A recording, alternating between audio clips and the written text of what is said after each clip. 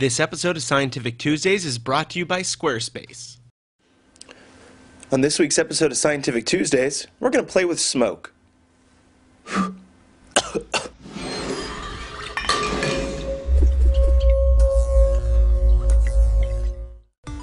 Did you know if you cool smoke down below the surrounding air level, you can actually get a water-like effect?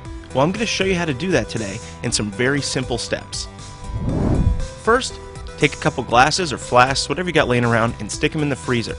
Keep them in there while you're doing the rest of this stuff. Then grab some tin foil. You're also going to need some matchsticks. Place them all in there together. I'm using 6 here. This is a good amount of smoke. We're going to create a small tube basically, and then put that smoke that emits into one of the glasses. So take your little tin foil here, stick a pen in the back,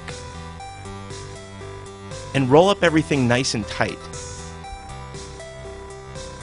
You're also going to need to close off the top, so tie it off because you don't want smoke coming out both ends.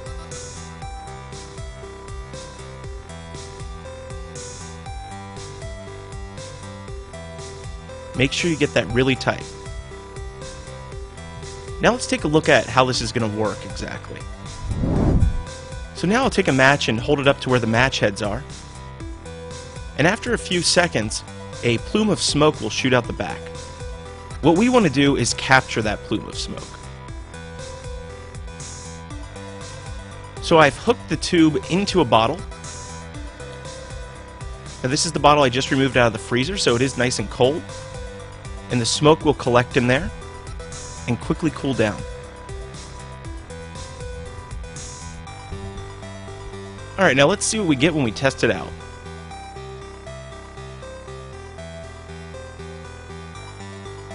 Now, to understand why the smoke will pour out in this situation instead of just rise up, we have to think about it in a very simple way.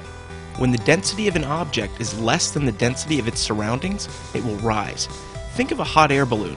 When we heat the air inside, it rises up because the heat causes the molecules to expand and become less dense.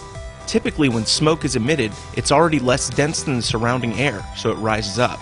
Because we are cooling the smoke as soon as it is coming out, we're actually able to make it more dense and heavier than usual. This is why it pours out so easily. That being said, this is a cool project you can do at home with about 5 to 10 minutes of preparation. Once the glass is cold enough to your fingertips, it's probably ready to go.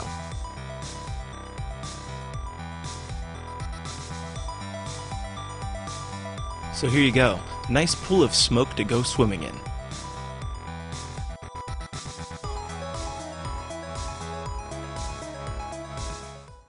Thanks for tuning in this week. I want to give a shout out to our sponsor, Squarespace. They're absolutely awesome. And if you want to get in contact with us, feel free to shoot an email to dylan@householdhacker.com. Let me know of any science experiments you want to see me try out. Or if you want to follow us on Twitter, Facebook, all that good stuff, links are down there in the description. See you next time. Squarespace is awesome for anyone looking to create a blog, personal portfolio, or any kind of website. No matter what level of coding experience you have, Squarespace will provide you with the tools you need to create a high-end, complex website that is uniquely your own. And don't worry, if you come across any questions or issues, Squarespace also offers 24/7 support. Many of the internet's highest traffic web pages are powered by Squarespace, which is awesome. So make sure you check out squarespace.com if you want to learn more. And when you check out, enter the code SCIENCE and you'll get 10% off the lifetime of your order.